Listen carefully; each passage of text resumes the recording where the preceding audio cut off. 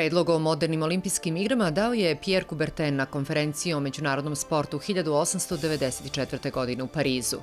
Delegati iz svih 9 prisutnih zemalja jednoglasno su prihvatili njegovu ideju. Iste godine formiran je Međunarodni olimpijski komitet.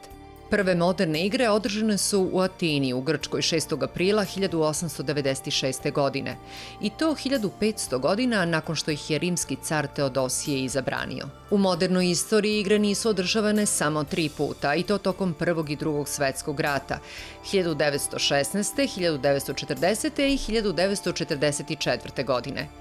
Himna prvih igara u Atini postala je zvanična himna olimpijskih igara od 1960. godine. Olimpijska baklja postala je deo tradicije od igara u Amsterdamu 1928. godine. Obično je nose trkači.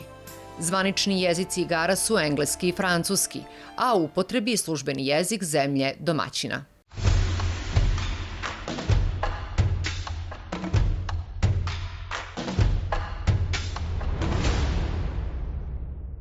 U kojoj su fazi pripreme za olimpijske igre? Pa ovo je faza vrlo specifična s obzirom da kroz nju, konkretno za Tokio, prolazimo drugi put. Mart i april mesec prošle godine su još uvek bili aktuelni u smislu priprema za olimpijske igre. U tom momentu još nismo bili sigurni da će one biti odložene, tako da smo dosta stvari već uradili prošle godine.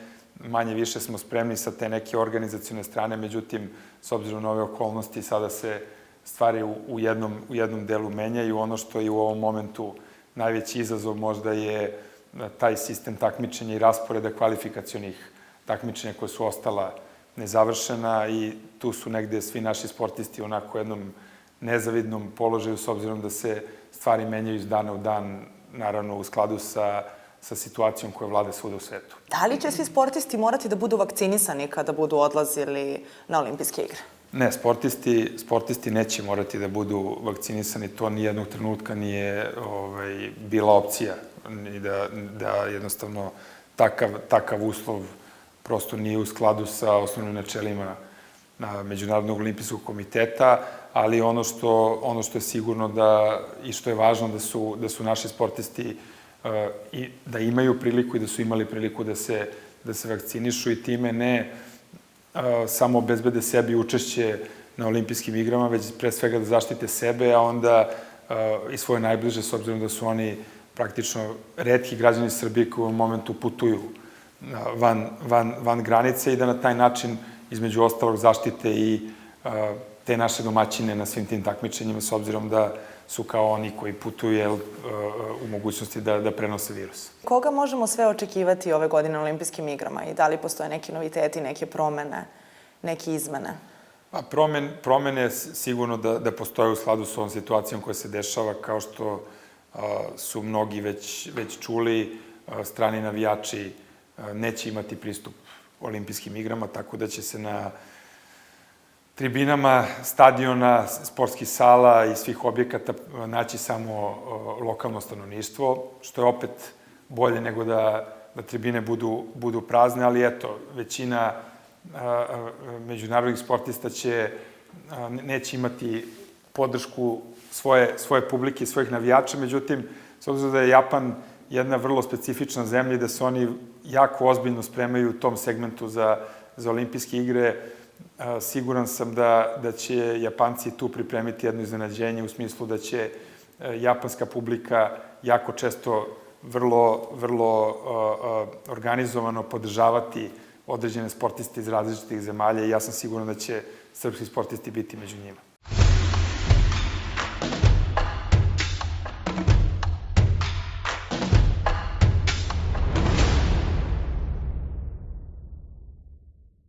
Ja sam prešao u 2017. U oktobru sam došao da plivam ovdje jer sam menjao trenera. Sad mi je trener Sebastian Higl, brat od Nađe, što je osvojila u 2009. u Rimu 200 prsa.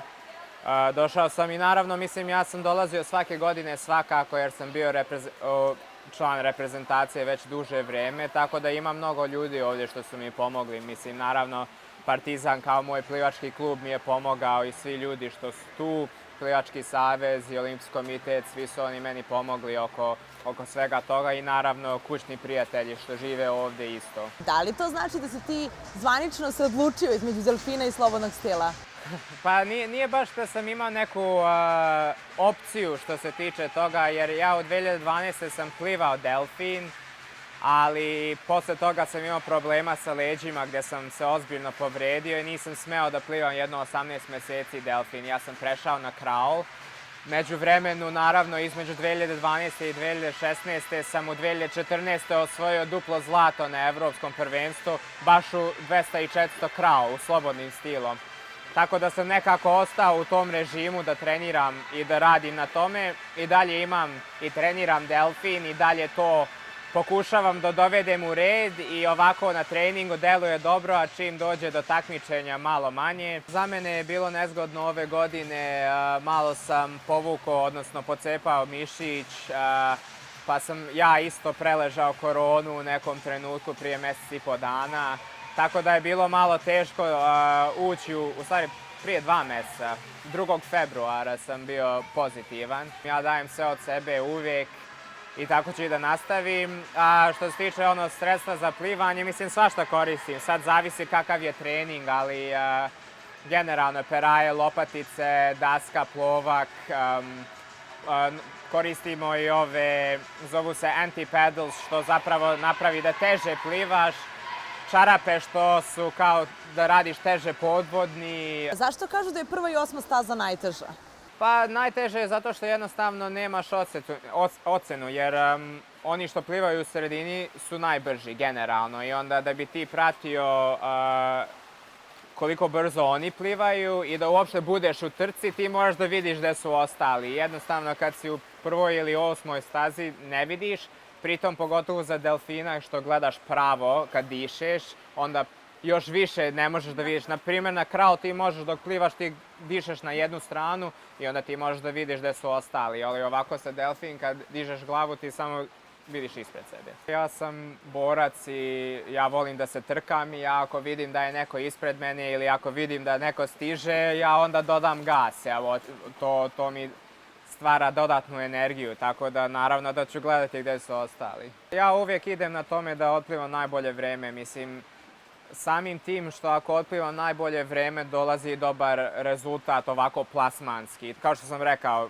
prvo trebaš sebe i onda da gledaš tek druge. I samim tim, ako ja dobro otplivam svoju trku što znam da mogu, plasman će biti vrlo dobar isto.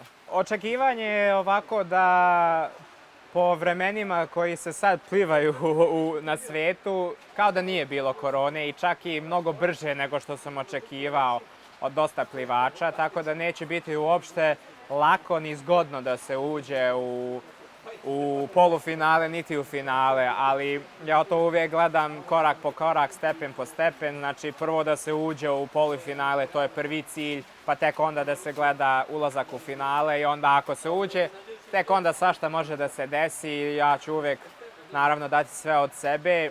Ja samo nadam da ću moći da vratim sve ono što je Olimpijski komitet, Plivački savez i Partizan, sve što su oni meni nudili, da im vratim za još neku medaljicu, nadam se, u nekom trenutku.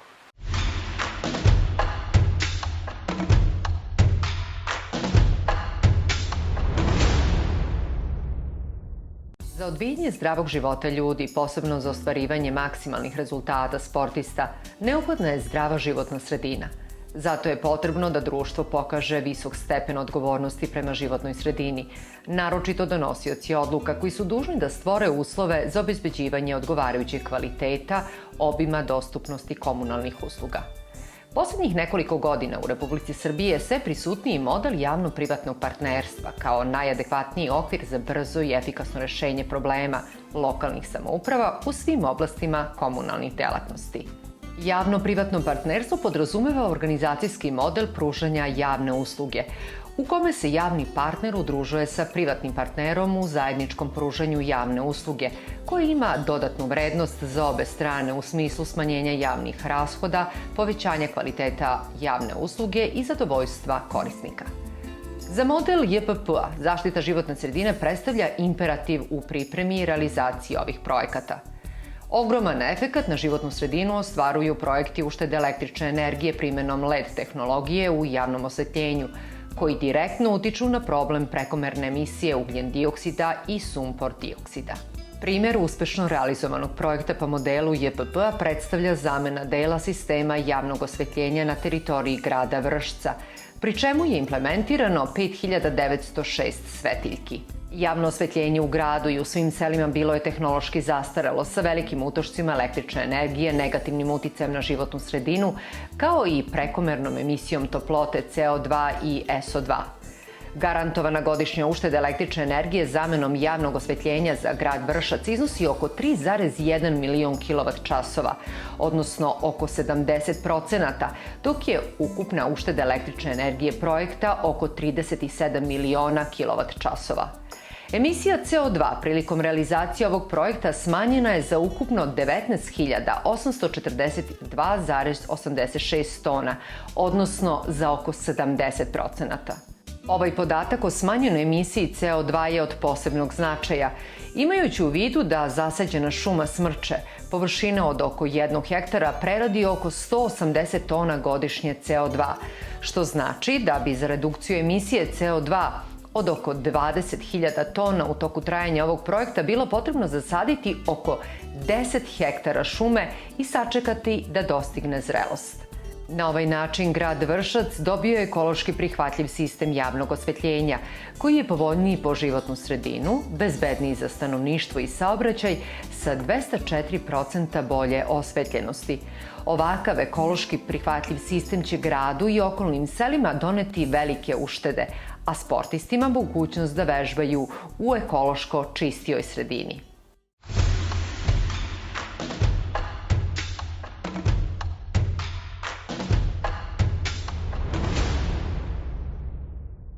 Prve moderne olimpijske igre održane su 1896. godine u Atini, a u nastavku vam donosimo nekoliko zanimljivih činjenica koje možda niste znali do sada. Takmičenja u plivačkim disciplinama održavane su na otvorenom moru.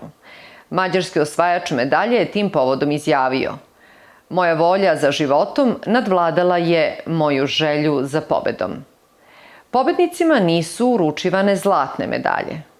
Prvoplasiranim takmičarima uručivane su srebrna medalja, sertifikat i maslinova grančica, dok su drugoplasirani dobijali bronzanu medalju i lovorovu grančicu. Žene su imale učešća samo kao gledaoci. Ovo je jedina olimpijada na kojoj nisu učestvovali ženski takmičari. Maraton je izmišljen kao potreba igara. Inspiracija za to bila je legenda o grčkom vojniku koji je trčao iz ravnice maratona u Atinu da prenese vest o pobedi nad Persijancima.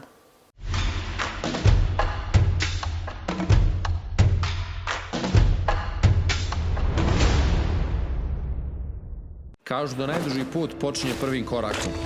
A gdje je prvi korak? Tu je i prvi pad. Moj san nije da na olimpijskim igrama svoju zemlju predstavim. Već da je pobjedom proslavi. Zato moja borba na tom putu Ne počinje tamo na turniru, već mnogo ranije. Moj put su svakodnevni treninzi po kiši, vrelom suncu, snijegu i vjetru. trenuci istinske samoće i potpune tišine, uspona i padova. Zato moraš da pronađeš snagu, ne samo da koračaš tim putem, već da ustaneš posle svakog pada. Za mene je snaga moja vjera, ljubav prema sportu, porodici i domovini, prema izazovima koji pomjeraju granice. Uvijek gledam naprijed ka sjajnom cilju koji sebi postavim. Ja sam Nemanja Majdov i ovo je moj put do Tokija. Pridružuj mi se na njemu.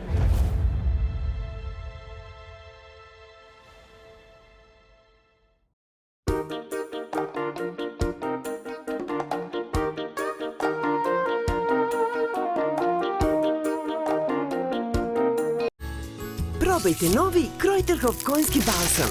Snaga planinske svežine i bilja za nikad jači efekat hlađenja. 100% nemački.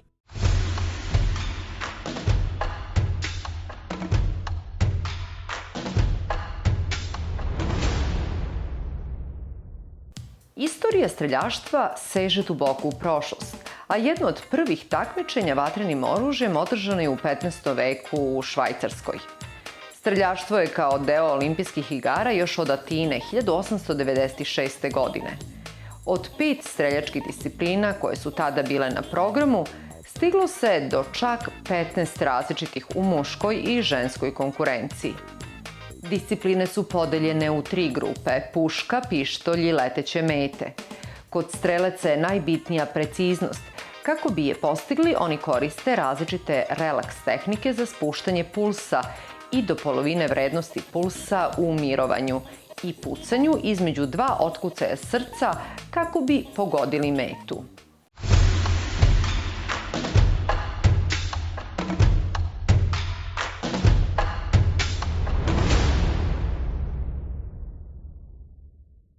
Šta sve posetioci mogu naći u sklopu virtualnog muzeja? Pa evo ovako, nedavno smo, da kažem, lansirali i naš virtualni muzej, a pre svega tu se mogu naći interesantne stvari koje su vezane za istorijat, učešće na letnjim, zimskim, mediteranskim igrama. Takođe, mogu se posetiti i videti brojni eksponati koje mi posjedujemo u našem muzeju i takođe pogledati neki stari arhivski snimci u delu koji se zove multimedija. Muzej se sastoji iz 3 segmenta, dakle obrađujemo letnje olimpijske igre, zimske olimpijske igre i mediteranske. U okviru svakog segmenta mogu se naći informacije vezano za istorijat samih igara, za kolekciju, odnosno eksponate koje posjedujemo vezano za tu temu, takođe razne zanimljivosti, kao i rezultati i naše medalje. Materijala ima na pretek i to je jedan od projekata koji zaista, ja bih rekla, nema kraja, samo je nebo granica, dakle stalno može da se istražuje, da se različite teme obrađuju, toliko je toga interesantno iz istorije o čemu bismo mogli da pričamo. Tako ćemo se mi truditi, ovo je tek neki početak, ali naravno u budućnosti da stalno obogaćujemo i muzej i sve stranice, dakle i priču o istorijatu, takođe i zanimljivosti, to su intervjui sa našim olimpijcima, njihovo sećanje na olimpijske igre, na te trenutke kada su osvojili medalje, druženje sa drugim olimpijcima, tako da je tu jako puno tema. A što se samih eksponata tiče, tu je opet potrebno i neko vreme, znači da prikupimo različite predmete, s vremena na vreme neko od olimpijaca nam i ustupi neki predmet, ali ovde je ideja i da prikažemo i ono što je u privatnoj kolekciji naših sportista. Pošto ste rekli ima mediteranski, ima naravno zimski i letnji olimpijske igre, ste se svakom segmentu jednako posvetili, da to bude onako sveobuhvatno. Da, trudili smo se, ali smo naravno, s obzirom da na letnjim olimpijskim igrama smo imali najviše učešća i najbolje, ajde da kažem tako, i dobre rezultate. Nekako su letnje možda bogatije u odnosu na ostale, ali recimo mediteranske su po broju medalja daleko ispred i letnjih i zimskih igara. Tako da radimo na tome da i druge segmente obogatimo, ali trenutno letnje olimpijske igre i u susret Tokiju, nekako je možda i logično, su onako najbogatije.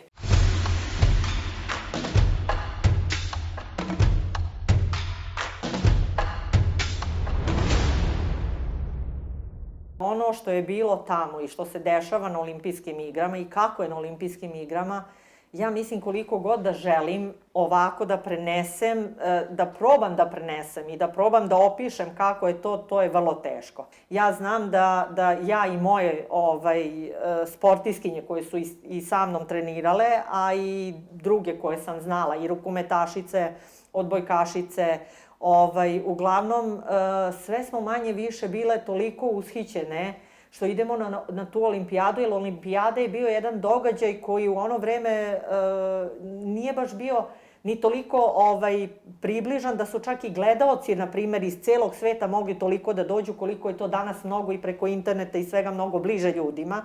U ono moje vreme kad sam ja počinjala da treniram i kad sam trenirala, nekako košarko su svi shvatali, počevši znači od mojih trenera koji su mi prenosili njihove metode i treniranje i svega, gde sam ja postala to što jesam, u stvari pored toga što naravno volim košarku, što me usmerila ka njoj. Jednostavno u to vreme se više dao nekako, ja mislim, imperativ na to da se ti više igraš košarke. i da ti košarka bude zabava i da ti bude nekako, eto, mogu da spomenem iz onog vremena gde uvek većina njih spominje, eto, Toni Kukoča koji je bio najviše među, da kažem, eto, i muškarcima koji se baš igrao sa košarkom, to su i moji treneri uglavnom od mene tražili, da se igramo, da nadmudrujemo jedni druge, da pravimo finte, da nekako, da uživamo u tome, bukvalno da te ponese ta lopta i ti si stvarno uživao i igrao košarku. Danas se isto igra košarka, ali nekako mi se čini da ova košarka danas ima mnogo veći akcenat na neku snagu i na neko pokazivanje nekih tih fizičkih mogućnosti više nego što je to bilo u moje vreme. Ja kad sam počinjala da igram košarku nije bilo šuta za 3 poena. Tek kad sam recimo došla do kadetskog nivoa, onda su uveli u ono vreme liniju 6,25 koja ja mislim da je sad eto pomerana na 7,25. Koja je onako najlepša pobeda, najslađa, a koji je bio najteži poraz u vašoj karijeri? Pa ja moram opet da podvučem, znači olimpijske igre, to su nekako, ja mislim, vrh vrhova za svakog sportistu gde kao može da se ode. Mi smo se čak toliko radovali da ćemo i 92. da idemo jer smo bile kvalifikovane, znači za to da idemo, nego nažalost embargo i ta svetska cela politička situacija i sve što je tada bilo nam je bukvalno, smo se 2 ili 3 meseca spremali za odlazak na olimpijadu u Barcelonu, gde su nam bukvalno pred ulazak u avion saopštili da kolektivni sportovi ne idu. Tako da je to nama bio dosta onako veliki udarac za sve nas koje smo u to vreme trenirale i šok. Najveći žal mi je upravo recimo što na svetskom prvenstvu smo imali bukvalno mogućnost da osvojimo zlato i na kraju smo opet od Ruskinja u finalu izgubili i to nekako ne znam kako se sve tako odigralo gde smo tad prvi put osjećali sad možemo i možemo da budemo svetski prvaci, jer naravno u to vreme su inače i Amerika i Rusija, jer tad je Rusija, Sovjetski savez je tada bio, to su bile države, mislim, sa toliko mnogo više ljudi, automatski sa više sportista nego što smo mi, jedna mala Jugoslavija imali, a opet smo eto sa tim nekim medaljama u nekim sportovima bili u vrhu i borili se. Došli dotle, da. Jeste, i borili se protiv njih. Da nije bilo Zvezde i da nije bilo mojih košarkaških koraka u Zvezdi, verovatno ne bi bilo ni ovih u reprezentaciji. A onda tu isto sa Zvezdom, eto, u mojoj toj karijeri koliko sam bila u Zvezdi, imam tu jednu zvezdicu, 24. koju smo osvojili ja i moje zvezdašice. A bilo je tu pored još recimo nekih kupova i nekih eto i tih utakmica koje smo igrali u tim finalima gde isto da sam sa Zvezdom možda odradila i uradila nešto više bi mi bilo draže. A sad ovako, tako je kako jeste.